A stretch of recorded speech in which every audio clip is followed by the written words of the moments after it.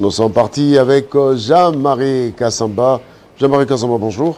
Bonjour. Ce matin, nous avons reçu un professeur, le secrétaire général de l'ISIPA, qui vous jetait des fleurs pour le cours que vous dispensez à l'ISIPA, qui permet aux étudiants de pouvoir se prendre en charge et créer leurs emplois, surtout en ce qui concerne l'entrepreneuriat. Ça fait plus de 10 ans, effectivement, que j'enseigne à l'ISIPA, à l'ENA aussi, dans quelques établissements supérieurs ici de la capitale. L'entrepreneuriat que j'enseigne là-bas, c'est pour leur donner de la matière, pour qu'à la fin de leurs études, qu'ils puissent être des chefs d'entreprise, des porteurs de projets, au lieu seulement qu'ils se déversent dans le marché de l'emploi, des chômeurs, ou d'aller voir l'administration, ou entrer dans la politique. Parce qu'un pays ne se développe pas avec des partis politiques. Un pays se développe avec les capitaines d'industrie, avec les porteurs de projets, avec les incubateurs, avec de business plans. Et l'État accompagne. C'est dommage qu'on voit au Congo de jeunes, au lieu d'entreprendre, ils disent, comme vous venez de faire une émission avec quelqu'un ici, j'ai créé un parti politique. Comme si un parti politique est pourvoyeur de quelque chose. Avant, les partis politiques offraient à l'ère détenteur de l'idéologie. Et autour de l'idéologie, on gère la cité, on refait l'avenir, etc. Aujourd'hui, il n'y a plus d'idéologie. Il y a seulement des intitulés. Parti congolais pour le développement rural, Parti congolais pour la souveraineté, Parti congolais. Mais en réalité, derrière tout ceci, il n'y a que des mallettes qui servent des négociations. Il va donner quelques t-shirts aux jeunes gens avec un peu de coca, ils scandent avec des drapeaux, et il va négocier avec ça. Est-ce que tout ça n'est pas parti du refus, excusez-moi, du sphinx de l'unité des Etienne Tshisekedi Omulumba, des restes mémoire, le refus d'accepter les trois blocs proposés par Mobutu en 1990 pour le multipartisme lancé le 24 avril? En réalité, ce qui se passe en Afrique et principalement ici au Congo, c'est les déficits d'engagement.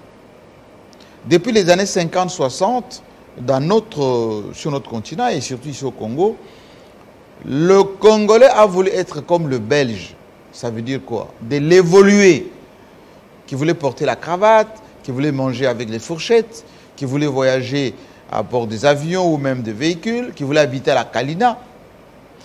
À celui qui a mimé justement ce blanc de 60 à 65, avec tous les cafouillages qu'il y a eu, accompagné par les Belges, parce que l'association et du Katanga, l'association Katanga, et même l'autonomie du Sud Kasaï et de Kalonji, c'était orchestré par des Belges. Ça perturbait les Congolais qui ont pensé que le pouvoir découle d'un leader charismatique, même s'il ment. Les Tchombe, publiquement, ils disaient que c'était pour le bien du Katanga. Mais en réalité, c'était sous manipulation des Belges. Kalonji disait, oui, parce que nous, on n'est pas aimé à Kinshasa, on n'a pas bien partagé le pouvoir, nous, on va faire notre royaume ici, au Sud Kasaï. Mais ce que Kalonji a laissé comme désastre au Sud Kasaï, et les Kasaïens ne le disent pas, c'est terrible. Parce qu'il y a eu beaucoup de morts. Peut-être pas, c'est Lumumba qui est passé par là, avec le gouvernement central, avec l'ONU, mais il y a eu beaucoup de morts. Et de jeunes, notamment la jeunesse Kalonji, on a tué beaucoup de jeunes parce qu'on pensait que ces jeunes étaient immunisés avec des fétiches, ce qui n'a pas été le cas. Moi, mon père à moi était jeunesse Kalonji. Il travaillait dans le gouvernement de Kalonji, mon père. Et ça n'est suivi toute une génération de gens qui n'aimaient pas l'école, les gens qui n'aimaient pas l'excellence, les diamants, la facilité, le militantisme. Quand l'IDPS est arrivé, avec des leaders du Kasaï, les Kalonji, les Ngalula, la majorité des gens de l'IDPS, c'était du Kasaï. Il y avait les Birindois, les Kibasa et les autres, mais la plupart des grands leaders, la preuve, celui qui est resté au devant de l'IDPS, c'est un Kasaïen qui s'appelle Etienne Tshisekedi. Et donc, cette culture-là, d'être derrière des leaders, derrière des gens, avec des discours parfois populistes, a fait que on n'a pas fait la politique dans notre pays sur base des idéologies, de l'idéal comme Lumumba le faisait, comme Mouzé l'a fait, et même comme Kabila d'ailleurs dernièrement est en train de le faire. Mais derrière, allez, je vais au pouvoir pour avoir le poste, pour accumuler les biens, pour dominer les autres, pour les brimer, etc. Et c'est ça qui est à la tête de ce qu'on appelle la dégénérescence aujourd'hui de notre classe politique. Et ça va prendre du temps. Suffisamment de temps. Ce qu'il faut dans ce pays, c'est un leadership éclairé, un régime fort qu'il faut. Un régime fort. Pas la démocrature ici. Pas les libertinages qu'on est en train de voir. Parce que c'est consécutif à beaucoup de populisme et de mensonges. C'est-à-dire que vous professez des choses, vous n'êtes pas capable de les réaliser. Quand vous ne le réalisez pas, vous dites que ce n'est pas de ma faute, c'est la faute de l'autre. Et quand vous êtes ensemble, au lieu de faire des choses, ce que vous dites, ce n'est pas ce que vous faites. Et quand vous êtes maintenant devant la réalité, vous commencez à dire « Ah, je n'ai pas réussi parce que... » Regardez ce que vous appelez tout à l'heure la transhumance. Mais cette transhumance ne commence pas d'aujourd'hui. Ça commence depuis Lumumba. À part Gizenga, Mouzé et d'autres qui étaient autour de Lumumba, beaucoup avaient rejoint Mobutu et Tshombe. Quand Mobutu prend le pouvoir, tous ceux qui étaient avec Tshombe, ils l'ont fui. Ils ont rejoint le gouvernement. Même ceux qui étaient avec les Kassavoubou, les Né Congo. D'ailleurs, on a partagé, quand on fait la zarénisation en 72, on a donné beaucoup de biens au Né Congo par Mobutu pour avoir, on va dire... La sympathie. Oui, la sympathie, y compris même les Kimbanguistes. Mais quand Mobutu tombe en 90, tous ceux qui ont profité de Mobutu, j'ai dit, mais tous qui ont profité de Mobutu, ils l'ont vomi, ils l'ont insulté au palais du peuple là-bas. Tous. Pourtant, ils étaient des ministres, des députés. Mobutu, ils ne pouvaient pas occuper tous ces postes tout seuls. Ces gens ont eu des maisons, les enfants en Europe. Mais ils l'ont vomi, insulté. Mobutu a quitté ici en 97, seul, avec sa femme, pour aller au Maroc. Idem pour Joseph Kabila. Quelle crédibilité, quelle crédibilité. Tous ceux qui vous disent aujourd'hui union sacrée, quelle crédibilité. Ils étaient avec Mouzé. Ils étaient des caciques, des jouisseurs de Joseph Kabila, des jouisseurs. Aujourd'hui, il se transforme en démocrate qui accompagne Félix Tshisekedi dans sa vision. Mais des pipeaux, ce n'est que du pipeau. Parce que le même, regardez ce qui se passe à Kabound aujourd'hui, les mêmes, quand ils vont sentir que ça tangue, ils ne vont même pas dire qu'ils étaient avec Tshisekedi dans l'Union sacrée. Ils vont dire, oh, écoutez... D'ailleurs, l'Union sacrée, ce n'était pas un parti politique, ce n'était pas une formation, quoi que ce soit. Bon, on était là pour... On n'a jamais signé des chartes. On n'a jamais signé des chartes. Et puis d'ailleurs, les Balouba, là, ce qu'ils ont fait... Vous voyez? Et c'est dommage que la jeunesse suit ces mouvements-là. Ce que nous apprenons à la jeunesse aujourd'hui, à l'université, dans les supérieurs, dans les conférences, ou même au sein de la presse, c'est d'avoir un minimum des dénominateurs communs, des idées, des minimums, on va dire, d'idéologie. La défense des intérêts de la République démocratique du Congo. Parce que, si vous voulez qu'on revienne à ce qui se passe avec Kabound au sein de l'UDPS, il n'y a rien de politique là-dedans. C'est essentiellement financier. Rien de politique. Rien de politique. Rien même de sécuritaire. Ça, c'est le paravent qu'on voit. Voilà, soit de circulation. D'ailleurs, dans le cas de circulation, Kabound n'a pas tort à 100%. Moi, je viens de vivre la situation tout de suite, là, sur le boulevard des 30 juin. Vous voyez la police des roulages qui laisse les gens brûler le feu rouge, qui laisse les véhicules sans plaque, des véhicules sans clignotant. Et ils vont arrêter quelqu'un qui a un véhicule presque neuf et qui s'arrête parce qu'on a donné un signal pour que ça s'arrête. Les autres qui passent, ils ne font rien. Pourquoi ils vont s'arrêter devant celui qui a une belle voiture et tout ça? Parce qu'ils savent que celui-là, il va donner quelque chose. Et si Kabound voit quelqu'un qui roule en sens interdit, il voit quelqu'un qui est en train d'avoir des escortes à ne plus en finir. Lui, en tant que Congolais, d'abord, en tant que Congolais, il peut, en tant que citoyen, la Constitution l'autorise, interpeller cette personne, peut-être verbalement, pour lui faire la morale quant à Ça, c'est autorisé. Mais bon, aller aux extrêmes, trouver le pneu, récupérer l'arme à la garde, ça, ce sont les extrêmes. Et à un moment donné, il arrêtait même des gens qui l'amenaient soit chez lui, soit à l'éditorial militaire. Mais ça, ce sont les extrêmes. C'est-à-dire qu'à un moment donné, c'est l'exaspération. C'est l'exaspération. Et le président de la République, au cours du dernier Conseil des ministres, a demandé au commandant de la police de structurer les choses. Le problème se pose au niveau de la structuration des choses, du suivi des choses. Le pauvre Kassongo, général, commandant de la ville, mais il n'a pas de moyens. Vous pouvez demander tout à la police, mais si la police n'a pas le moyen, elle ne fera rien.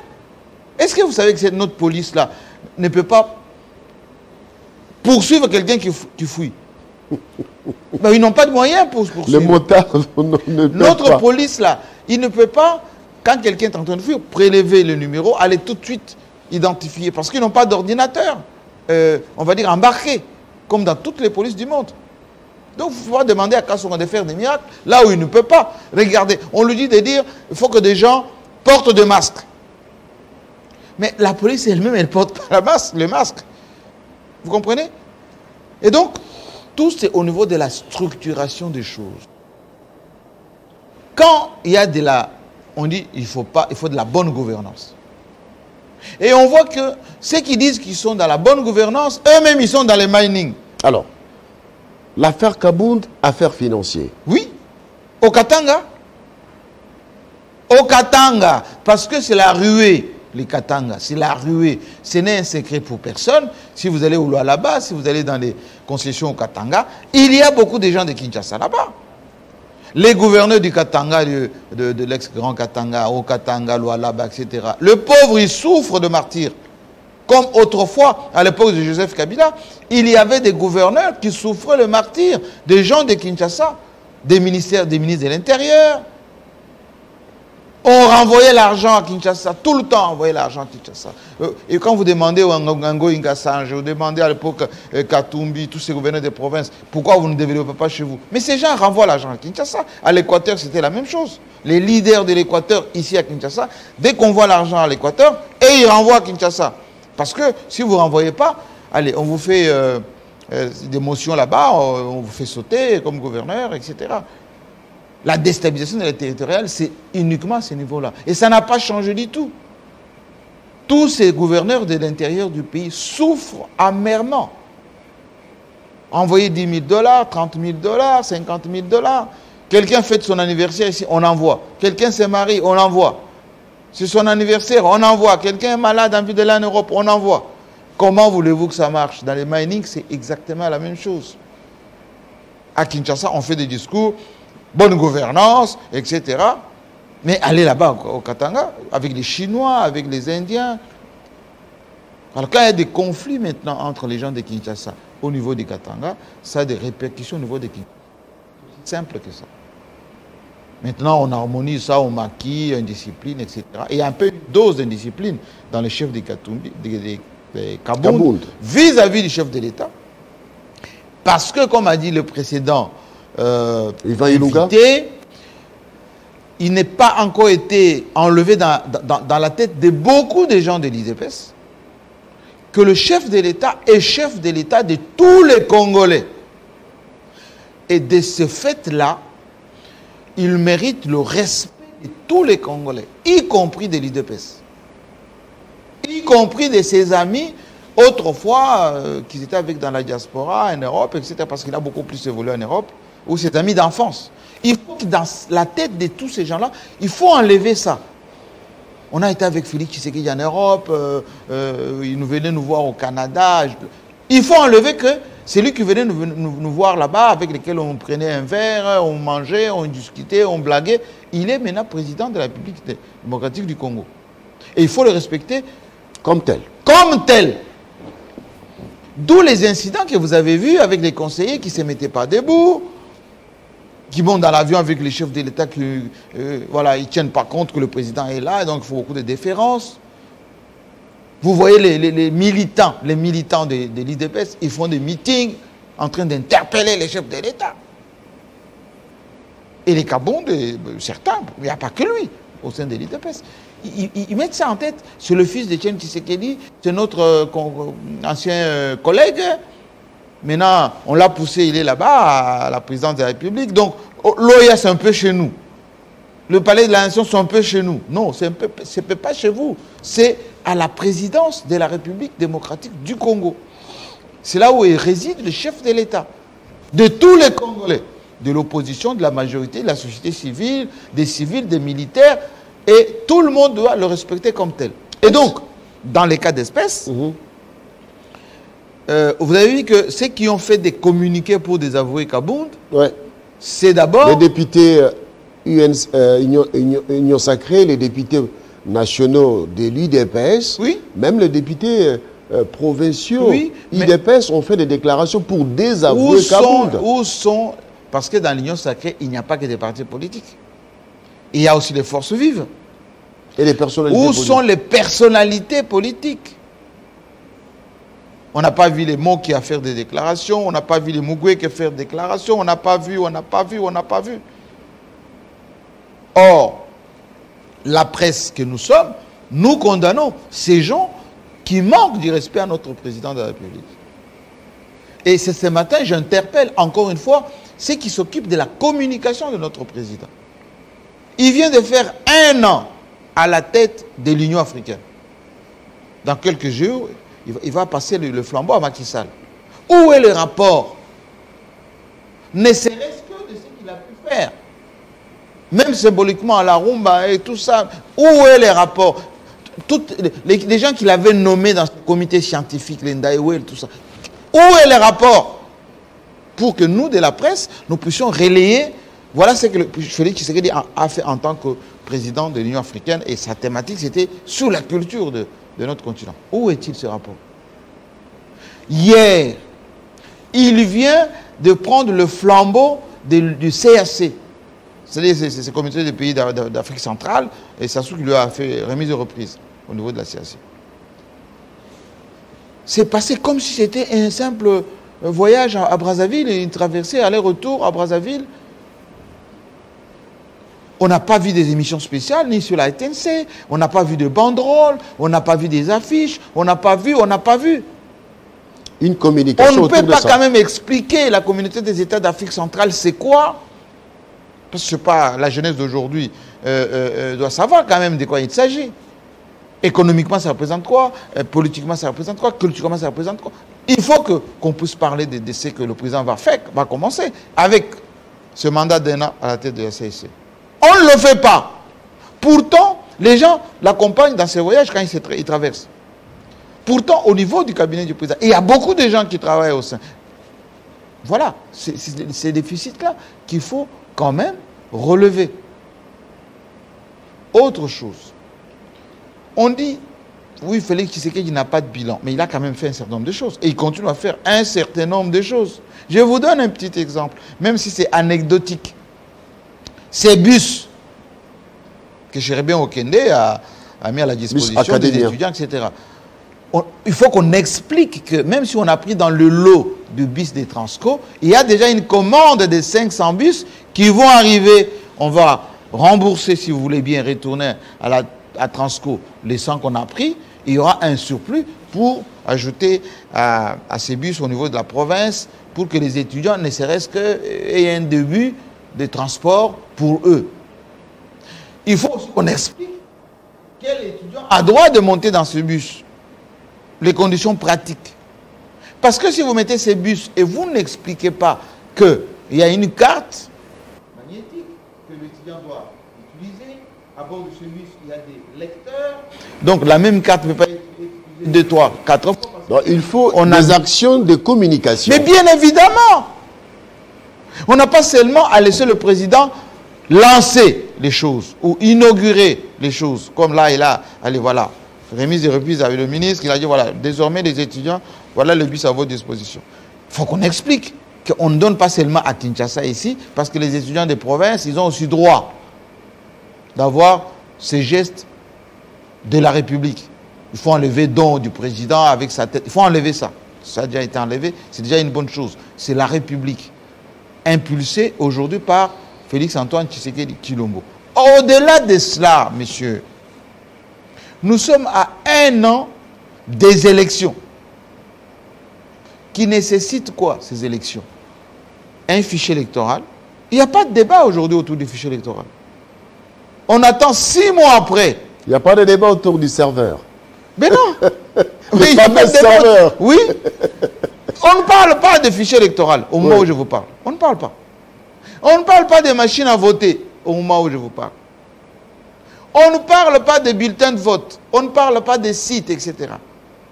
On va attendre 8 mois après, quand Tshisekedi sera presque dos contre mur, ceux qui l'aiment vont dire, ah voilà, les conditions ne sont pas réunies, on pense qu'on ne va pas avoir les élections, on va appliquer l'article 70. Ceux qui ne l'aiment pas vont dire, ah non, bon, comme il ne va pas organiser les élections, ça sera transition sans Tshisekedi. Comme autrefois on avait dit, transition sans Kabila. Et donc, les manifestations de qui commencent à voir, les élections, nous tenons qu'il y ait les élections à délai, etc. Mais il y a à 1 an, et nous sommes à 1 an.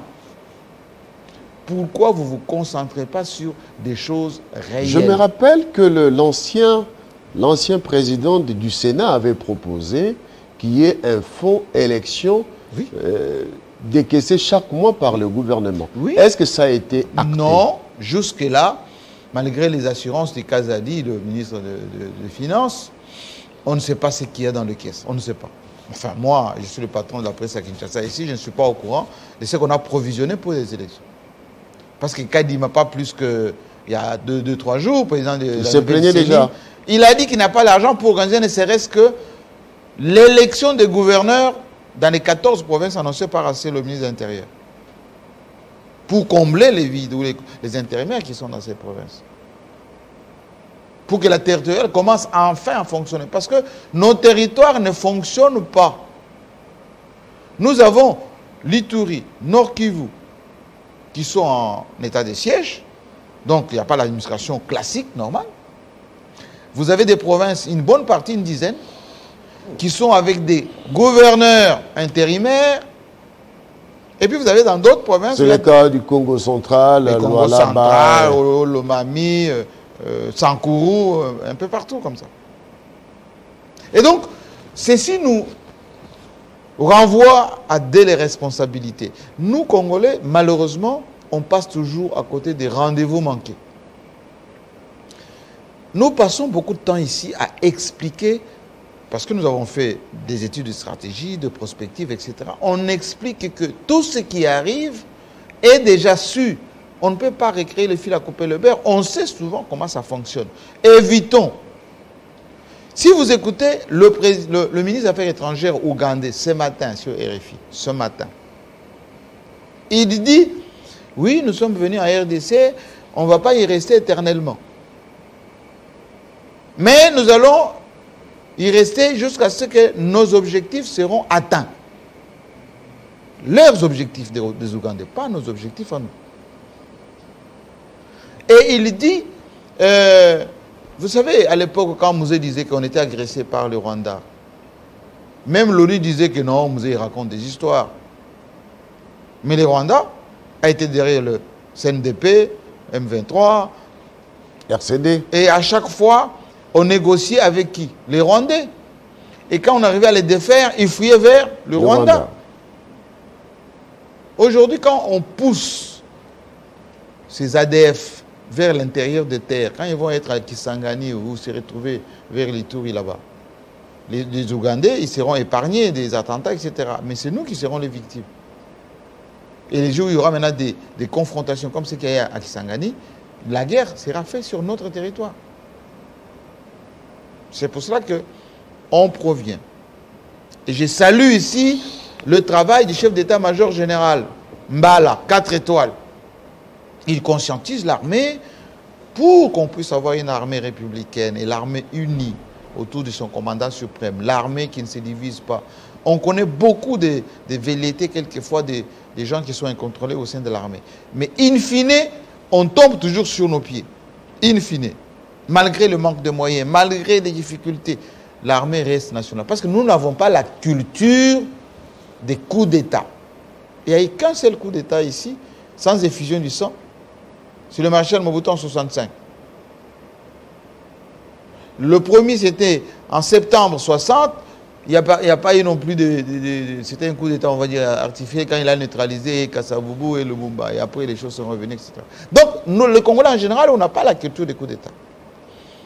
Mais il y a certaines officines à l'étranger qui viennent raconter des histoires à nos autorités pour encore mettre des désordres dans la tête des Congolais, dans la tête des chefs des Congolais. Oh, attention, Joseph Kabila a voyagé pour les Suds, il a rencontré des gens, il est en train de fomenter des coups, etc. Pour qu'un jour, les gens se réveillent comme ça. Ah non, non, il faut l'attaquer là-bas parce qu'il est en train de préparer quelque chose. Et quand il va y avoir des cafouillages comme ça, c'est nous qui perdons. Et ces gens-là qui viennent raconter des histoires à nos services de sécurité, à notre président, ce sont des charlatans qui viennent seulement ponctionner un peu d'argent. Oui, j'ai des informations de première main, je suis bien renseigné. Voilà. Il prend 50 000, il prend 100 000. Alors que l'objectif, l'intérêt de nous, les Congolais, ce que nous avons, c'est pas ça. C'est la paix. L'étranger, les gens qui sont à l'étranger, ne sont pas calmes aussi longtemps que c'est calme chez nous. Ils disent, ah mais pourquoi les Katanga, ça ne brûle pas? Pourquoi l'Est, ça ne brûle pas? Comme à la veille des élections. Si jamais Félix Tshisekedi n'était pas passé président de la République aux dernières élections, on avait déjà préparé à Brazzaville ici des tentes pour accueillir les réfugiés et des blessés des guerres de Kinshasa. Et Joseph Kabila s'est, on va dire, imposé. Quand le Kagame et même certains présidents de la sous-région ne voulaient pas qu'on publie les résultats pour que ça pète à Kinshasa, lui, il s'est imposé, on a publié et Félix Tshisekedi a prêté serment.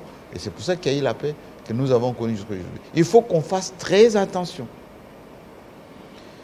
Quand les gens viennent raconter des histoires sur le supposé complot, supposé coup d'État, supposé subversion, il faut qu'on se pose des questions. À qui profitera le crime? Parce que la priorité pour nous aujourd'hui, c'est la paix. Même si on n'aura pas les moyens pour faire les élections en 2023, qu'on explique dès maintenant, qu'on se prépare dès maintenant. Il n'y a pas, comme on dit, devant l'impossible ni les tenues. Donc, même si on prend, on a déjà pris des années de rabattement ici, il n'y a pas de souci. Mais qu'on explique. Qu'on n'attende pas qu'à 6 mois, on commence à diaboliser Félix Tshisekedi, on commence à dire le gouvernement est irresponsable, etc. Et là, les esprits vont s'échauffer pour rien. Jean-Marie Kassamba, on va terminer avec cette question qui me hante l'esprit. Est-ce qu'Abound est sur une chaise éjectable? Il l'est déjà. Kabound, il faut le composer au passé. Pourquoi? Enfin, au passé par rapport à Félix Tshisekedi, par rapport à l'IDPS. Mais parce qu'il va y avoir plusieurs IDPS, comme il y en a eu déjà. Il y a déjà IDPS Tchibala, IDPS Moubake, IDPS Tshisekedi. Maintenant, il va y avoir peut-être IDPS Kabound. Dans cette dilution-là, si le chef de l'État ne rassemble pas d'une manière efficace autour de lui l'union sacrée, la Bérésina, parce qu'il y a beaucoup de frustrés, beaucoup de gens qui ne sont pas retrouvés. Les écrits vont rejoindre Kabound, vont rejoindre Moubake qui va monter au créneau, parce que quand on va sortir un peu ces histoires d'affaires, de mining, de ceci, voilà, les gens vont commencer, comme on aime beaucoup les colportages, eh bien ça va aller un peu dans tous les sens. Mais le président public garde encore ce qu'on a dit, le là.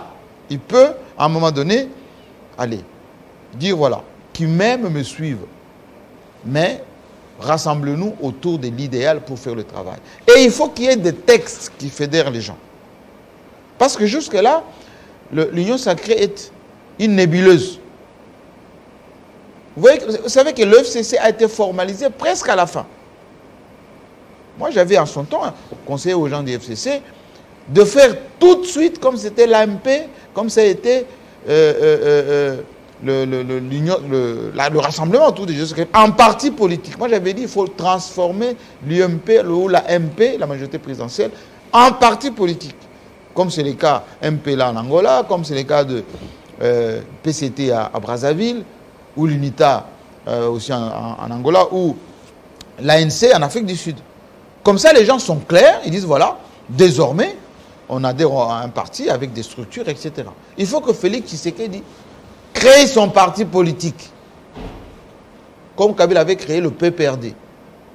S'il continue à penser que l'UDPS peut être la machine pour lui, pour consolider les pouvoirs et aller aux élections, notamment de 2023, ça va être compliqué. Parce qu'il y a beaucoup de tendances aujourd'hui au sein de l'UDPS qui ne se retrouvent pas dans la répartition du pouvoir. D'abord, c'est la diaspora qui était combattue. Ensuite, aujourd'hui, on va dire, oui, qui serait des Tengra avec Kabounde. Donc, il va y avoir un peu plusieurs sons de cloche comme ça. S'il lui dit, voilà, désormais, je crée mon parti politique, c'est lui qui veut être avec moi, à mes côtés, adhérer à ce parti politique. Comme les Congolais aiment la signature, ils aiment le pouvoir, ils aiment celui qui est à l'impérium, ils vont adhérer. Et quand ils vont adhérer, l'UDPS, si l'UDPS veut être l'une des composantes de ce parti, va s'émuer en ce parti. Parce que quand Kabila a créé le PPRD, mais le parti de son père, le PRP, est resté avec Jeannette Kabila. Et ce parti a été toujours allié objectif du PPRD jusqu'à aujourd'hui. Aussi longtemps que Félix Tshisekedi n'a pas créé son propre parti, où il doit fédérer les gens, ça va être compliqué. Parce que Kabound, il va essayer, s'il est éjecté comme c'est le cas aujourd'hui, vous voyez les désaveux là, ces désaveux ne se font pas d'une manière spontanée. Hein, ils écoutent aussi ce que disent les chefs par rapport un peu à ces écarts de Kabound, un peu ses faiblesses, manque de respect à la famille, manque de subordination à Tshisekedi, tout ça. Donc ça fait qu'il est éjecté complètement. Mais Kabound, comme c'est un homme aussi un peu populiste, il va surfer sur les manquements, les insuffisances, les déficits, pour créer la cacophonie. Ce que Moubak n'a pas pu faire, lui va le faire. Parce qu'il vient du Katanga. Il avait encore des liens avec Moïse Katumbi, avec tous ces gens du Katanga. Donc il peut encore dire, je ne suis pas du Kassai, voilà, je viens du Katanga. Et il y a encore des velléités comme ça là-bas. Et ça risque de diviser et d'affaiblir l'action politique. Parce qu'autour aujourd'hui de Félix Tshisekedi, qu'on se le dise, tous les cadres de l'UDPS, d'une certaine facture, les Jacques Chabani, les Chulumbaye, les Chulumbu, tous ces gens-là. Peter Kazadi. Oui, Peter Kazadi. Ils ne sont pas nommés. Et quand Kabound est arrivé, il a nommé qui? Il a pris les gens d'ailleurs qu'il a mis autour de Tshisekedi avec des postes à responsabilité. Même dans les entreprises, il a placé des gens qui n'avaient rien à voir avec le combat de l'UDPS, pensant qu'il allait constituer sa mosaïque à lui. Parce que le fondement de Kabound, c'est la dernière décision que Tshisekedi, le père, avait prise en le nommant secrétaire général de l'UDPS. D'où sa décision finale. Décision finale veut dire dernière décision de Etienne Tshisekedi. Et donc, il se disait dans sa tête, avec tout ce que je place, un peu à la manière de Katumba Manqué, les jours où j'ai des ambitions, je vais faire jouer mon réseau. Et il commençait à se faire un matelas d'argent, etc., etc. Et Tshisekedi l'a compris un peu avant, donc il est désactivé maintenant, mais il faut qu'il fasse attention parce que ça va être compliqué si un Kabound actif, il va même mentir à un moment donné, je connais tel secret, etc. Comme les Congolais croient beaucoup à la rumeur, ça va être un peu compliqué. Mais Kabound, il faut le conjuguer au passé. Les gens qui disent, oh, il a vu le président il ne démissionne pas, non, ça c'est juste les cafouillages entretenus. Quand vous voyez un Peter Kazadi faire une déclaration, quand vous voyez les Chulumbu parler, quand vous voyez le silence assourdissant de Kabouya, qui était un frère alter ego de Kabound, ça veut tout dire. Merci beaucoup, Jean-Marie Kassamba, pour ces éclairages en rapport avec l'actualité congolaise, les dessous des cartes. Merci beaucoup. Merci à vous. Et juste pour préciser que bientôt, ça sera l'anniversaire de la mort de Etienne Tshisekedi. Le 2 février. Le 2 février. Ça se prépare, ce genre de choses. Pas en tant que l'homme de l'UDPS, Mais l'icône nationale qui a lutté aux côtés du maréchal Mobutu, vous savez, il a commencé sa carrière comme commissaire général à l'époque, 1960, avec les Mbomboko et tout ça. Ce sont les pionniers au niveau universitaire, la jeune classe politique après l'indépendance. Ensuite, le manifeste des Lancélés, le MPR, tout ça, ils ont organisé tout ceci. Et quand les Américains découvrent qu'il faut maintenant utiliser les députés pour bousculer Mobutu, et il faisait partie des ténors de 13 parlementaires. Et il a tenu pendant une trentaine d'années pour faire, on va dire, bousculer Mobutu. Et donc, il ne faut pas le commémorer comme étant le patrimoine de l'IDPS, mais c'est le patrimoine national, avec ses points forts, ses points faibles. Mais ça se prépare. On n'attend pas 2 jours avant, une semaine avant, on fait quelques banderoles et dit voilà les sphinx, etc., où on va pleurer au mausolée. Non, ça s'organise tout ceci. Merci beaucoup. Mesdames et messieurs, c'est par ces mots de Jean-Marie Kassamba que nous clôturons ce programme d'aujourd'hui, 50 bonjours. On se retrouve demain dans Kinshasa Direct à partir de 18h. En attendant, restez branchés sur votre chaîne et surtout, le rendez-vous, la grande édition des 13h sera présentée par les journalistes de Télé 50 avec beaucoup de professionnalisme ainsi qu'à 19h. Au revoir, à la prochaine.